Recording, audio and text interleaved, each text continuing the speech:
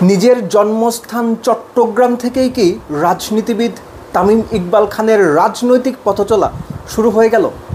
বাংলাদেশ জাতীয়তাবাদী দল কিংবা বিএনপির এক সমাবেশে তামিম ইকবালের অংশগ্রহণ, বক্তৃতা দেয়া, এই সব কিছুই সাধারণ মানুষ, ক্রিকেট ভক্ত সবার মনে এই প্রশ্নটা তৈরি করেছে, তবে কি রাজনৈতিক পরিচয় তামিম ইকবাল উন্মোচন করলেন? যদি তামিম ইকবাল রাজনীতির মাঠে সত্যিকার অর্থেই কোমর বেঁধে নেমে থাকেন, সেটাকে তিনি ঠিক করলেন না ভুল করলেন? এটা নিয়েই আলোচনাটা।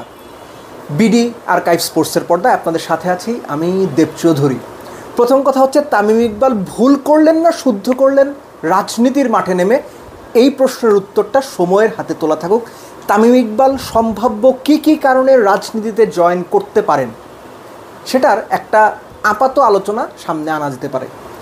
একটা ব্যাপার তো স্পষ্ট যে বাংলাদেশের যে সংস্কৃতি বা রাজনৈতিক সংস্কৃতি, সাধারণ মানুষ বা আপনি নিজেও যিনি আমার এই ভিডিওটা দেখছেন বা আলোচনা শুনছেন, ধরেই নেন যে রাজনীতি খারাপ, রাজনীতিবিদরা সবাই কম বেশি খারাপ। তো সেখানে যদি আইকনিক কোনো ক্যারেক্টার রাজনীতিতে এসে অন্তত ছোট একটা জায়গার বা ছোট একটা প্রতিষ্ঠানের গঠনগত গুণগত পরিবর্তন করতে পারেন, সেটা কি ইতিবাচক না? আর 10 জনকে উদ্বুদ্ধ করবে না? আমার মনে হয় করবে।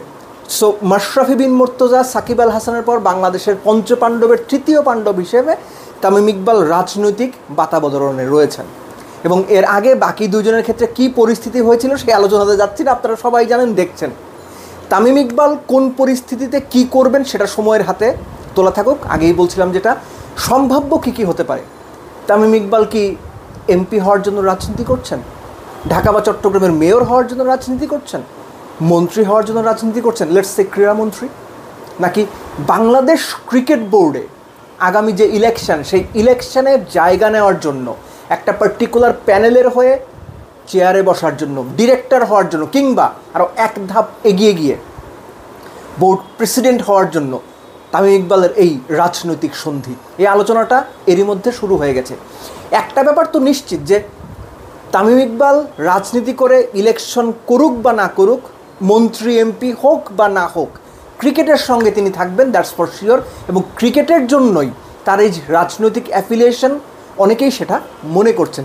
আর ক্রিকেটের এই জন্য এই রাজনৈতিক অ্যাফিলিয়েশন যদি হয়ে থাকে, তার সম্ভাব্য গতিপথ কী? বিসিবির ডিরেক্টর হওয়া কিংবা বাংলাদেশ ক্রিকেট বোর্ডের প্রেসিডেন্ট হওয়া।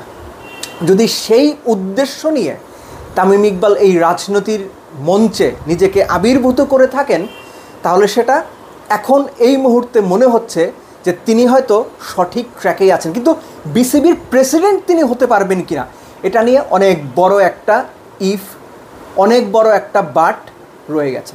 কেননা তামিম ইকবাল বাংলাদেশ ক্রিকেট বোর্ডের পরিচালক হতেই পারেন, চাইলেই হইতে পারবেন, কিন্তু তিনি বিসিবির প্রেসিডেন্ট হতে পারবেন কিনা এবং সেটা রাজনৈতিক বাতাবরণের মধ্যে থেকে, সেটার কিন্তু একটা বড় মেরুকরণ সামনে চলে আসবে।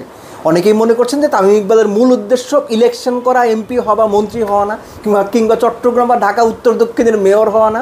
তার মূল উদ্দেশ্য বাংলাদেশ ক্রিকেট বোর্ডের নীতি নির্ধারণী জায়গায় আসা, সহজ করে বললে বাংলাদেশ ক্রিকেট বোর্ডের পরিচালক হওয়া এবং এক ধাপ এগিয়ে বাংলাদেশ ক্রিকেট বোর্ডের প্রেসিডেন্ট তামিম ইকবাল খান সেই পর্যন্ত যাওয়া। তামিম যেতে পারবেন কিনা সেটা সময় বলে দেবে। কিন্তু এই মুহূর্তে সাধারণ মানুষ, ক্রিকেট ভক্ত, সাধারণ দর্শক, গণমাধ্যম কর্মী, বিশ্লেষক, সবার আগ্রহের জায়গাটা ওখানেই যে তামিম ইকবাল তার রাজনৈতিক ক্যারিয়ার যে শুরু করতে যাচ্ছেন বা করলেন বা করে ফেলেছেন, সেটা কি মন্ত্রী এমপি হওয়ার জন্য নাকি ক্রিকেট বোর্ডের প্রেসিডেন্ট হওয়ার জন্য? তবে এর সঙ্গে একটা অংশ যোগ করলেই না, মাশরাফি সাকিব রাজনীতি করতে গিয়ে যে প্রক্রিয়ার মধ্যে দিয়ে রাজনীতি করেছেন এবং পরবর্তীতে যে পরিস্থিতির মধ্যে পড়েছেন, বোধ করি তামিম ইকবাল এর সব কিছু জেনে বুঝে বিশ্লেষণ করে বিবেচনা করে তারপরই সিদ্ধান্ত নিয়েছেন এবং আগামীতে যা যা করবেন সেই সিদ্ধান্তগুলো জেনে বুঝেই নেবেন। কেননা হাত থেকে তীর যদি একবার ছুটে যায়, সেই তীর কিন্তু আর ফেরত আসে না।